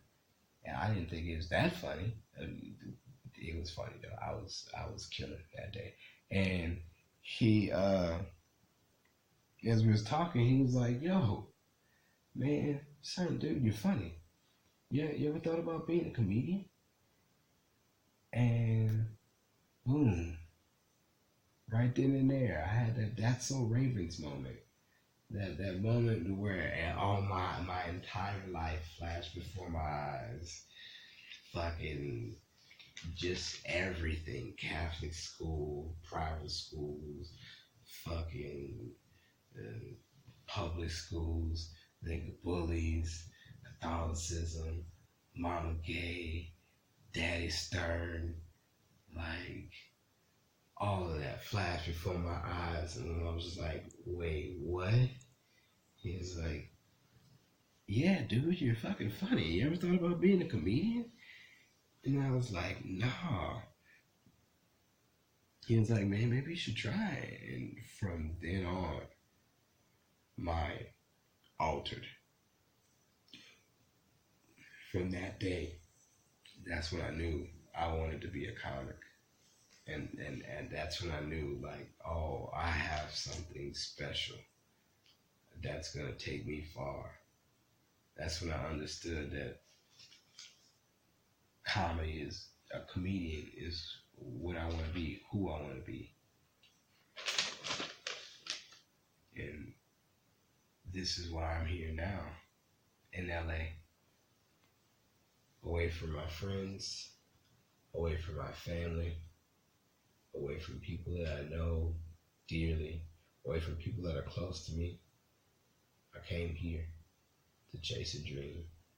Because I know that there's only a few places that you can go for, like, there's the meccas to where your career will accelerate. And I felt this is one of the places to come to. LA. LA was a place for me because it's big, it's spacious. I don't like to be crowded. So it's either LA or New York for the big meccas. And there people probably Chicago or Oregon, whatever. And who cares? LA was a place that I was going to go to, and I knew I was going to have to give up a lot. I knew I was going to have to struggle. It's kind of like my Jesus moment, how Jesus had to carry that cross, had to go through the desert for 40 days and 40 nights, and you will deal with agony. You will deal with pain. You will deal with hurt. You will deal with heartbreak. You will deal with everything that the world and the universe can put against you. And basically, this is what I'm going through. This is what I want to do, and this is what it's taking to chase this dream. All those things, like, until now, finally told me that, oh, yes, that I want to be a comedian. And I finally got to that point to where I'm a dreamer. I'm a big dreamer. And I know I'm going to have to fight for this. This ain't been easy. Like I was saying, I gave up a lot, but the skill of being an electrician certified gave me the currency to get around and get about. I haven't been without a car ever since I've had a car, and I've been through some cars. I've had my luck, and it's been terrible. But I was capable. I'm capable of not having to go at least 5 days without having a car if anything happens. And so before I left, I gave up. I sold everything. I gave my notice to my landlord. I told my friends. I spent the last few days with my mother and my girlfriend. And I packed my car and I drove to Texas first. I drove to Texas to drop some shit off. I had to drop some shit off and fucking gather myself because I was gonna be gone. I've been in New Orleans 34 years. 34 years of my motherfucking life. And I finally was like, fuck it. I gotta make this move. This is what I want to do. I've been practicing and grinding for 7 years. I need to make this next step. And this was that next step, to come out to LA for me. And now that I'm out here, it hasn't been easy. The car that I came out here was a Honda Sonata.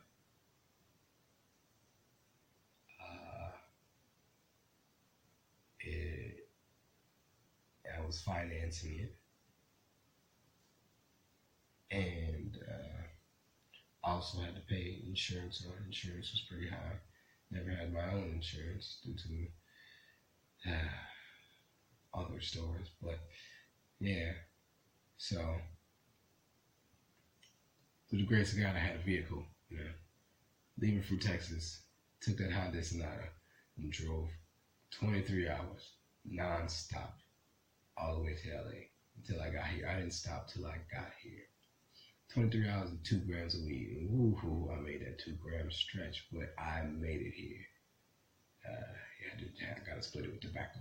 But,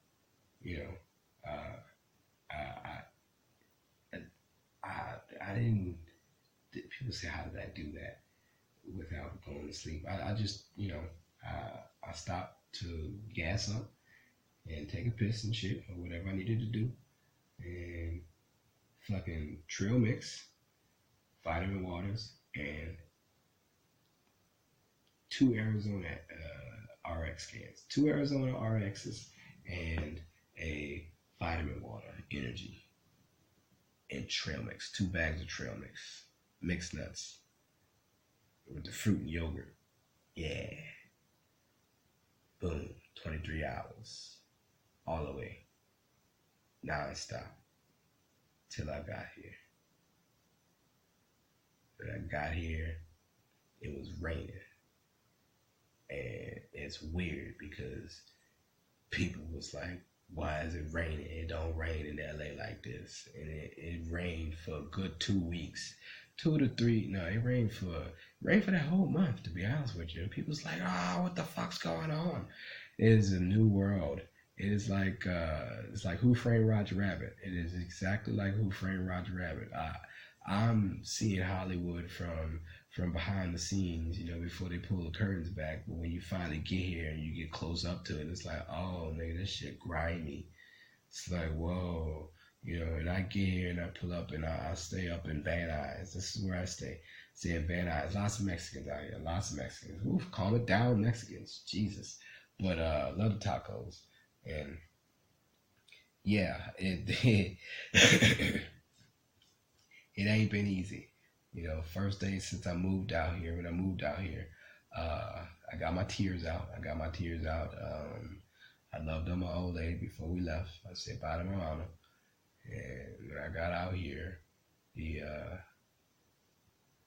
I moved in with these German chicks, Airbnb. Now, I want to shout out to my homie Jake Costin. because I got people watching out for me. He paid for my first month's Airbnb. I ain't gonna lie, no fronts, man. I appreciate, I love that nigga, man. Appreciate that, cause it's fucking my whole plan. My whole plan when I first came out here, cause I had a plan, but I had no plan. But I knew I was gonna use my work skills, my work ethic to do what I needed to do, because nigga, my dad instilled in me, hey, bitch, you gonna work for what you need, for whatever you want, you gonna work for it. And I ain't gonna be no homeless nigga out here. I'm gonna work for mine. So that's what I was gonna do. And if I had to sleep in my car, I'd have slept in my car because that's my car, and I was with it. But hey, I had a homie that was able to fucking give me an Airbnb for a month. So I was like, all right, cool. I appreciate that. Nigga, this Airbnb was terrible. Like, nice Airbnb, but I'm thinking that, the Airbnbs I've been in before were Airbnbs that I could, we can go in the elevators. We had our own little private rooms, floors and shit. The owners wasn't there, all right? That's the Airbnbs I'm used to. Motherfucking owners not there. It's wild to see when the owners are there and shit. And this Airbnb had both of the owners there. It was a German lady and her daughter, sister. I don't know. Seemed like some type of porn category, to the daughter and sister, mother and sister, daughter, black guy, and two cats, some shit like that. I don't know. But it's very strange because I wasn't prepared for the uncomfortability that I was gonna stay with. Like I've lived with people before. I've lived with one other person before ever in my life that was not related to me. But he was a homie, he was a close friend, so I've never had to live with somebody that I had no type of connection with at all besides an interaction over a text message. Like, I don't know who these people are. And when I get to this Airbnb, like, they speak very little English. They speak English, but they also speak German. Some shit like that. And I gotta acknowledge the cats when I get there. Fuck cats. I hate cats. But apparently you gotta acknowledge the cats. And like, I'm thinking that I get this whole little place. No. When you renting a room to the Airbnb, like, I ain't know this shit. So when you renting a room, you just get that one room, and that room is yours. Like, and then you gotta share everything else with these people you don't know. And I think I'm allergic to cats. Secondly, like, I'm not really sure. I know my eyes swell up. One of the cats wouldn't leave me the fuck alone. He would always come in my room and fucking bury himself in my dirty clothes hamper and just stay there. And I was like, what the fuck? I don't care for you, cat. Like, why are you here? I would close him out the room sometimes, and he would swipe at me from under the door. It'd be the cutest shit ever, but scary when you high at like 2 a.m. You just see a little bitty fucking paw swiping at your toes and shit for no apparent reason. I don't know. Fuck this cat. Why I gotta acknowledge these cats? Why they don't speak English around me? I don't like it. It's very weird. One of them was in college, I believe. She didn't say shit. I thought she was gonna poison me at some point in time. I thought she was gonna be in my closet. Like, I thought she was gonna be hiding in the closet one day just to scare the shit out of me for some reason. I wasn't too sure about her. Yeah, and I was only there for a month though. Like, what am I gonna do after this month is up? Like, as soon as I got out there, I started looking for jobs. As soon as, like, I just started calling places. Like, cause I ain't had no job. Like, I had no job when I got out here. Like, I know that I have these skills as an electrician, 12 years in my belt, and all the criteria to back it up, because, hey, we had to just up and become electricians one day because we needed to keep working. So, look how that worked out. And now I'm out here just making calls and shit. like, hey, I got this many years experience, yada yada yada, hitting people up, and finally comes through. Within two within within a week, within that week, I was able to land a job, and within a week and a half, I was working, electrical job, being an electrician. I'm out here doing electrical with an all Mexican crew. Not prepared for that all Mexican crew though. Mm-mm. And niggas worked their ass off, and I was like, I swear, as soon as I got on, I was gonna get fired immediately. Like, they look at me like, nigga, what is you doing here? I'm like, nigga, I don't know. What am I doing here? Nigga, what am I doing here? I'll be trying to figure out. It's like, wow. Like, I am the only minority on that motherfucking group. It's the only one in the whole company. I'm the only one. It's so wild out here. It's so strange. It's so different. And that first month, I'm like, all right, cool. Like, now this job pays me every other week now, okay? Every other week. So I'm barely just getting by, nigga, barely just scraping by. Nigga, it's not easy. It's a grind out here. Everything's expensive. Nigga, I went from gas being like $1.98 to motherfucking gas out here is like $4.96 and shit some places, man. It's like, man, what the fuck? You know? I came out here with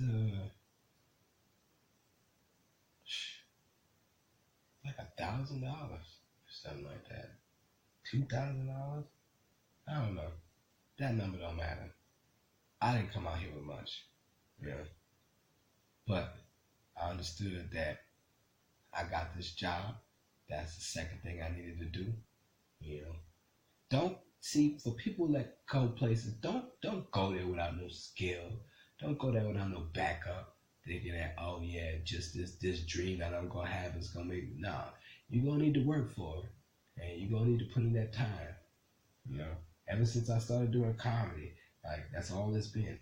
Work, get up 7:30 in the morning, fucking get off at 3:30, take a shower, boom, go hit the mics up, get on that stage. You know, and I did that. I did that for 7 years. Did that 6, 7 years, and I'm constantly keep doing that. I'ma always do that. And I wish I didn't have to have a job to do that, but that's what I gotta do. You know, I know I'm gonna make it. I know this is my dream. And I got a partner that created a crew. He created a group, and we a ragtag group, man. Fucking Young Funny. That's the homies. You know, I do this for them. I do this for me. But I also do this for other people. I got a homie that passed away coming out here trying to chase this dream. And I'm out here doing the same thing. Trying to relive in his footsteps. Try to do better. Try to make it for us. For that nigga. You know? And shit ain't fucking walking through meadows. It ain't dandelions and daisies. As soon as I fucking got out of that first place, second place that I went to, found another Airbnb. Thought that the Airbnb situation was gonna work. That got ruined quickly. I wasn't. No, that's not the way to go. Yeah, it's way too expensive out here for that. You know, so I had to think, well, okay, I can go ahead and get this Airbnb since the prices are getting raised up.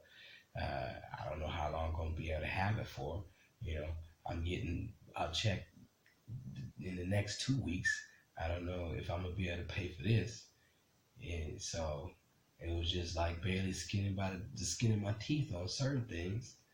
Having to ask people, fucking having to humble yourself to get, hey, can I pay you this? Can I pay you that? When we get this and that, you know, actually having to get by.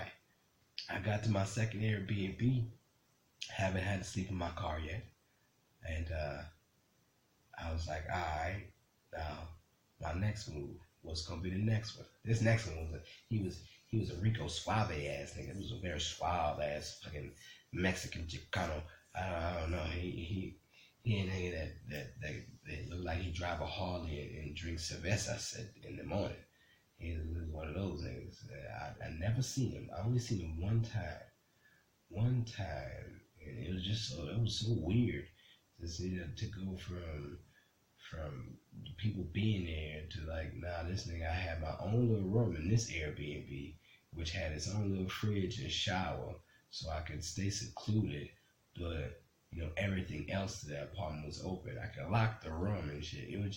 It's just another weird situation to another weird situation. But I understand that hey, I'm gonna have to be uncomfortable, and I knew, but I gotta keep moving. I gotta keep going because this is what I want to do. This is where I want to be, and it hasn't been easy at all. This doesn't get easy. I've gotten to this. Once that Airbnb ended, okay, I've only been out here for 4 months. We're kind of wrapping up to the end. This is kind of where it all ties in at. I've only been out here for like 4 months now. I was fortunate enough to be able to get on to LA Gypsy on Facebook to find a place where people were renting out rooms in the apartments, in houses, where you can be a part of this. You can be another person that rents a room. And so the first place I checked out, it was it wasn't it was just too much. Living with two other people that I wasn't prepared to live with in very close proximity to each other. It was very cluttered, but it was another situation that I was going to deal with to get to where I need to go. Because I'm like, fuck it, I got to do something. I got to live out here. I got to survive. If this is what I'm going to do, I got to survive somehow, and this is how I'm going to survive. I kind of put myself in the trenches, and it's like, all right, nigga, eat. How you going to eat? And this is what I had to do. And this is what I'm doing. Like, I'm eating right now. Nah, it ain't easy, but I'm eating. Like, I seen, like, the first place, I was like, man, I don't think I'm gonna be able to do this. It was a small little place. They wanted me to pay so much. It's like, all right, I can do this. I can afford this. That's doable. But will I be able to stick with this? This is the place that I'm gonna have to have permanent. This is not no Airbnb situation. This is a month-to-month situation. Now, if I'm gonna be renting this room month to month, but be able to use the whole house, and it's just a few of us there, I can deal with that. And that was the route that I was gonna take. And I was like, all right, cool. Checked it out. I'm like, oh man, I don't know. Yeah. I was like, all right, you know what? I'm gonna call you back. And I'm like, fuck. If something else don't fall through, I'm gonna have to take this. And then fucking second call that I made was this house that I'm staying in now. Fucking got a nice roommate. This house that I'm staying now is up in Van Nuys. Everything's in the vicinity. Everything's in the vicinity of where everything was at. Like the first Airbnb was close to the second Airbnb, and then the third place that I looked at, it was right around the corner from where I'm staying now. So everything was in the same area. And then where I work at, my job's like 20 minutes away, but it's still, even though those things are lucked up, even though the universe is on my side for that, it's still, you still gotta pay the cost for that. You still gotta, it felt like there's still a price that I had to pay for the luck that I was getting. Even though I made it out here and I was able to find a living situation, the second place I lived to find a living situation, the way things worked out here is very crazy. Still don't say that, yeah, things are gonna be all hunky dory. Like when I first moved here, I guess I should tell this. Right. But yeah, when I first moved here, really wasn't sure how I was gonna pay the rent.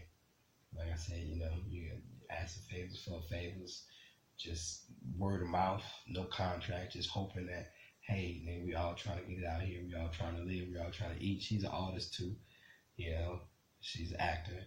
Yeah, I was like, shit. Yeah, I don't know how I'm gonna do this. And so, you know, it got to the point to where we was finally able to come to an agreement, and I was able to go ahead and stay out the rest of my stay at that last Airbnb and come to this new place, which was the second phone call I got. And I was like, oh, okay, this works. Now this place comes with 2 pit bulls, with free access to everything. And it would come with another roommate. And I wasn't too fond about having another roommate. I'm like, all right, so whatever. 3 people is a big enough space. I went to see the space. Space is big. Seen the dogs. Dogs are beautiful. Nice backyard. Weed plants growing in the backyard. Love that shit. I got a little green thumb. I used to grow on the fella now, but I can't grow no more. Don't worry about that. I'll tell you that some other time. But yeah, I fucking dig it. I'm like, shit, yeah. When I first moved here, I had to break up a pit bull fight, which gave me this bed that I sleep in. Boom. Just universe coming together. I love it. And that pit bull shit's another story which could be saved for another time. But understand that shit ain't easy. Now, I've been out here for quite some time. I've done comedy. I've done mics. This is my dream. This is what I'm coming to chase out here. These mics ain't easy. Like, I'm nice, though. I'm nice, no lie. My poetry's nice, too. I got two level playing fields that I can go and dabble between.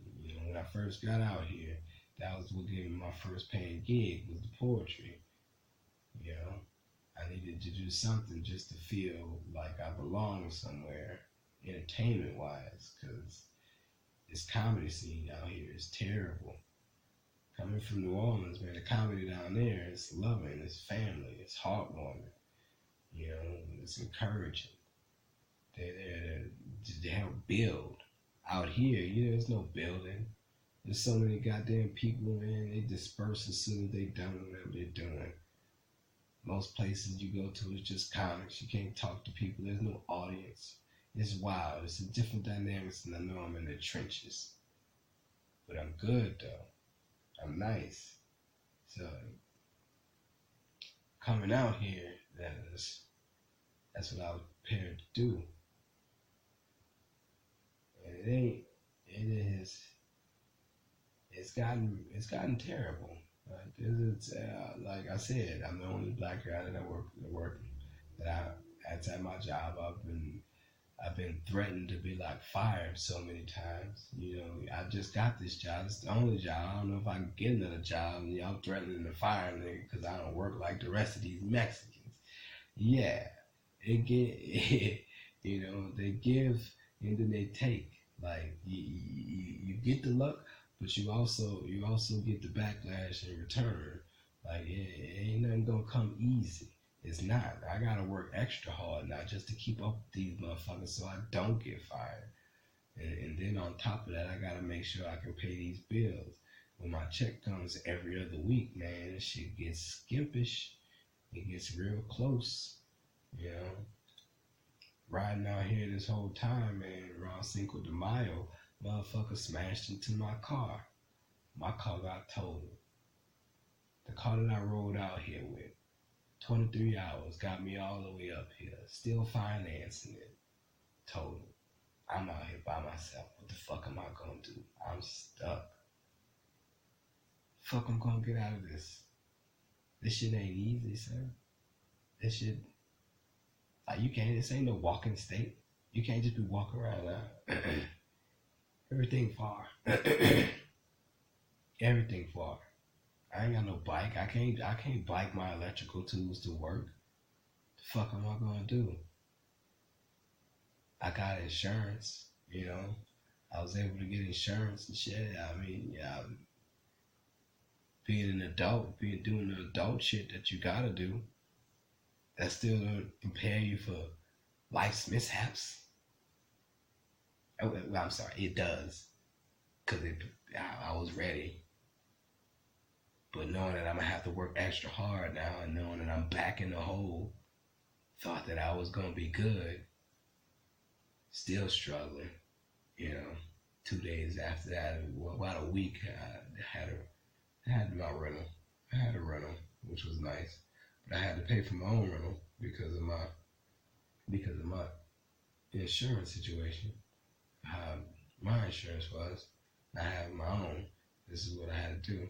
I had to pay for my own rental. Boom. That's more money coming out of your pocket, out of my pocket, on some shit that didn't happen, that so happened in my car that I didn't do. Boom. Had to get that rental back within the week. Now what am I going to do? I'm without a car in LA. But I need a car to work. I need a car to work so I can have money to get to these mics, so I can practice to get better, so I can continue my grind to make it, because that's why I came here. But now I ain't got a car. How am I going to continue my grind to make it? At that time, you just got to pray. You got to pray. You can only ask so many people in your family for money. And everybody's tapped out. What are you going to do? I don't ask people for money. I'm not one of those people to fucking... my dad always told me I got to work for whatever I want. Whatever I need, you better work for it. I'm out here working. I'm out here doing my damnedest. I'm out here working hard. What am I going to do? I guess just pray. And pray. And pray. Pray to who? Pray to what? It don't even matter. I believe in God. I'm not one of those people that don't. Like all the religions that I've been through, I know how to pray. God damn it. And I did. And the company that I worked for, all the Mexicans, me being the minority, they gave me a loan. And the bank won't give me a loan when my finances are terrible, when I'm out here and I can't get another job because I got a felony. I can't work for Postmates. I can't do DoorDash. I can't do Uber because I got a felony. I'm a felon. So that excludes me every time I get a background check to being able to go and get this extra easy money. I can't do that. This electrical job is what I'm banking on. Because electrical pays well. Like really well. Especially out here. If I can get all my credentials, I'll be set. Because this is a skill that is needed. Like all of these things that I've done in my life have set me to be prepared to deal with whatever situation I need to chase this dream. And that's basically what's happening. So that my company that I've been with since I've been here decided to give me a loan. Now I'm just paying them back. And we're in good graces now. We've been in good graces for a minute now. I've actually was able to buy my own car, bought my own vehicle, got my own insurance, but I have full out bought a car. Wasn't without a car for more than 2 days. But that just goes to say that even though, whatever social media might look like, whatever you might see on Facebook and all that, all those pictures, those still moments, those recordings in time of the good shit, nah, this podcast ain't gonna be all the good shit. And you'll be able to laugh at the good shit, kind of like the honeydew. Shout out Ryan Sickler. But this is basically what this will be about. A guideline of chasing the dream. Because that's what I'm out here doing. And ain't nothing about to get in the way of stopping me from doing that. Shit is hard. Shit is still hard. It's getting a little better, but more and more to go ahead and knock you back down and make you think about what the fuck you doing out here. You gotta have tough skin. You gotta be prepared. Especially if you're gonna chase a dream, you gotta be prepared. You better be good. You better be good. You better be working. You can't let nothing get in your way. You gotta be careful as well. out here with all the support, all the family, all the friends, loved ones. I'm gonna get there, you know. And you know, after all this shit that I'm going through, you know, fucking having to get a new car, old lady dumped me, fucking, but yeah, that's happening as well, you know. So nigga single again, having to deal with that, going through emotions and shit, dealing with a lot. But just keeping your head up, basically. You just gotta keep your head up and keep going, you know, keep pushing, because ain't nothing gonna stop me on this dream. Ain't nothing about to stop me. I'm living comfortable right now. I'm able to eat. I'm able to fucking pay my bills still, you know. I got my own vehicle now that's in my name, paid for. So I have no note. I have no finance. I don't have to finance at least anything. You know, just pay for insurance. It's not a cakewalk, but I'm tightrope, you know. I'm on it. I'm gonna continue. I'll continue this until I can't breathe no more. Like until I'm no longer living. I'm gonna continue this journey to being a comedian, a poet, an entertainer, all around entertainer. It's so crazy how all of that whole life, my whole life has formed me to be this person, to be this person who I am, to be this guy. More of like a shock value comic, I would say. But yeah, the more I open up, you know, the more and more you hear from me, the more you hear about this. The more I talk to people, you know, more things about me come out, more conversations. So this has been episode 1. Tell me a joke.